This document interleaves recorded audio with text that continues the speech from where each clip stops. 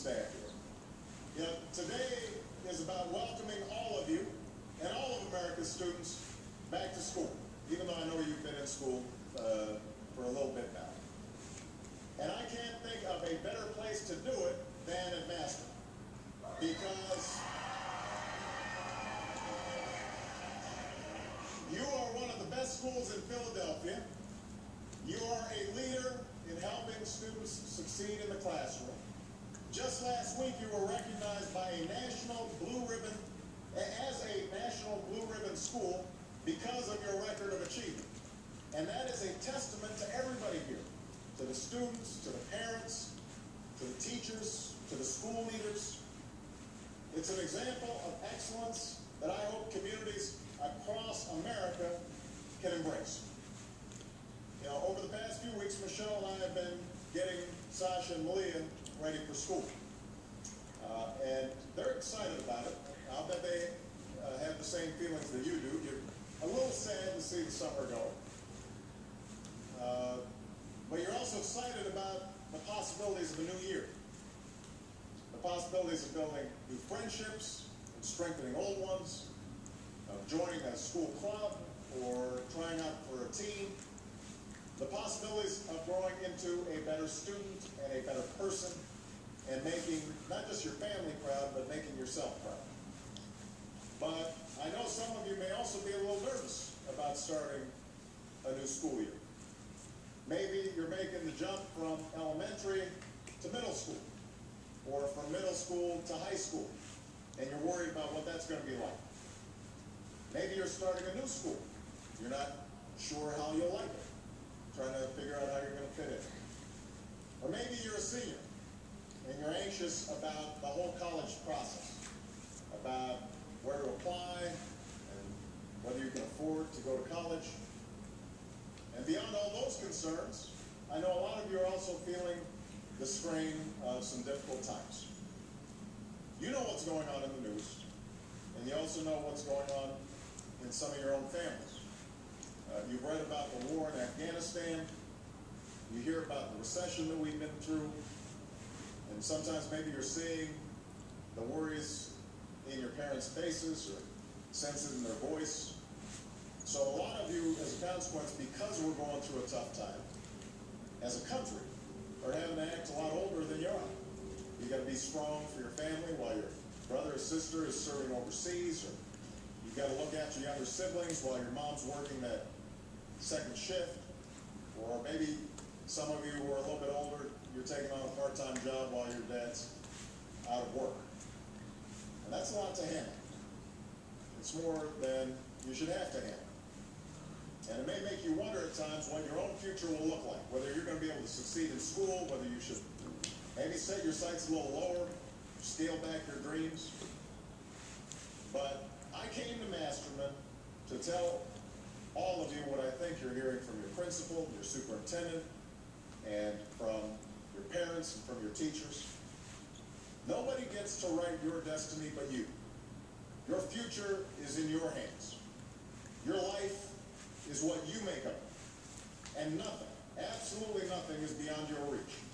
So long as you're willing to dream big, so long as you're willing to work hard, so long as you're willing to stay focused on your education, there's not a single thing that any of you cannot accomplish. Not a single thing. I believe that. And that last part is absolutely essential. That part about really working hard in school. Because an education has never been more important than it is today. I'm sure there are going to be times in the months ahead when you're staying up late doing your homework, or cramming for a test, or you're dragging yourself out of bed on a rainy morning and you're thinking, oh boy, I wish maybe it was a snow day. But let me tell you, what you're doing is worth it. There's nothing more important than what you're doing right now. Nothing's going to have as great an impact on your success in life as your education, how you're doing in school. More and more, the kinds of opportunities that are open to you are going to be determined by how far you go in school. The farther you go in school, the farther you're going to go in life. And at a time when other countries are competing with us like never before. When students around the world, in Beijing, China, or Bangalore, India, are working harder than ever and doing better than ever, your success in school is not just going to determine your success, it's going to determine America's success in the 21st century. So you've got an obligation to yourselves, and America has an obligation to you to make sure you're getting the best education possible. And making sure you get that kind of education is going to take all of us working hard and all of us working hand in hand. It takes all of us in government, from the governor, to the mayor, to the superintendent, to the president, all of us doing our part to prepare our students, all of them, for success in the classroom and in college and in a career. It's going to take an outstanding principal, like Principal Neck, and outstanding teachers like the ones you have here at Master, teachers who are going above and beyond the call of duty for their students. And it's going to take parents who are committed to your education. Now, that's what we have to do for you. That's our responsibility. That's our job. But you've got a job, too. You've got to show up to school on time. You've got to pay attention in your class. You've got to do your homework. You've got to study for exams. You've got to stay out of trouble. You've got to instill a sense of excellence in everything that you do. That kind of discipline, that kind of drive, that kind of hard work is absolutely essential for success. And I can speak from experience here because, unlike Kelly, I can't say I always had this discipline. See, I can tell she was always disciplined. I wasn't always disciplined. I wasn't always the best student when I was young. I made my share of mistakes. I still remember a conversation I had with my mother in high school. I was kind of a goof off. And I was about the age of some of the folks here. And my grades were slipping. I hadn't started my college applications. I was acting, as my mother put it, sort of casual about my future. I was doing good enough. You know, I was smart enough that I could kind of get by. But I wasn't really applying myself. And so I suspect there's a conversation that will sound familiar to some students and some parents here today. She decided to sit me down and said I had to change my attitude. My attitude was what I imagine every teenager's attitude is when your parents have a conversation with you like that. I was like, you know, I don't need to hear all this. I'm doing okay. I'm not flunking out. So I started to say that, and she just cut me right off. She said, you can't just sit around waiting for luck to see you through.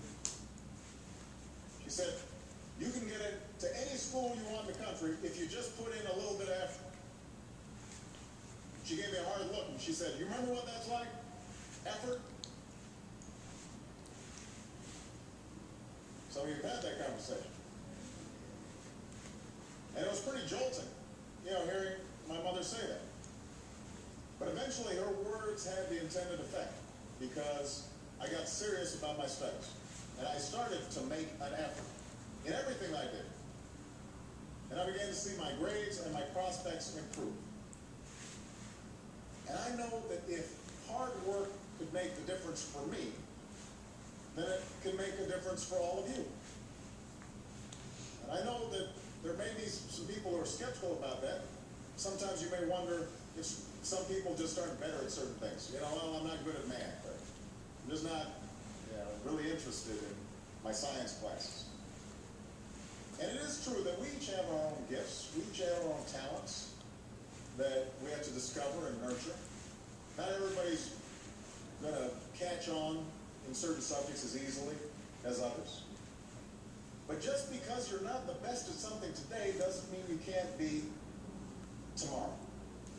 Even if you don't think of yourself as a math person or a science person, you can still excel in those subjects if you're willing to make the effort. And you may find out you have talents you never dreamed of. Because one of the things I've discovered is excelling, whether it's in school or in life, isn't mainly about being smarter than everybody else. That's not really the secret to success. It's about working harder than everybody else. So don't avoid new challenges, seek them out. Step out of your comfort zone. Don't be afraid to ask for help. Your teachers and your family are there to guide you. They want to know if you're not catching on to something, because they know that if you keep on working at it, you're going to catch on. Don't feel discouraged. Don't give up if you don't succeed at something the first time. Try again and learn from your mistakes. Don't feel threatened if your friends are doing well. Be proud of them and see what lessons you can draw from what they're doing right. I'm sort of preaching to the choir here, because I know that's the kind of culture of excellence that you promote at Master. But I'm not just speaking to all of you, I'm speaking to kids all across the country. And I want them to all hear that same message. That's the kind of excellence we've got to promote in all of America's schools. That's one of the reasons why I'm announcing our second commencement challenge. Some of you may have heard of this. If your school is the winner, if you show us how teachers and students and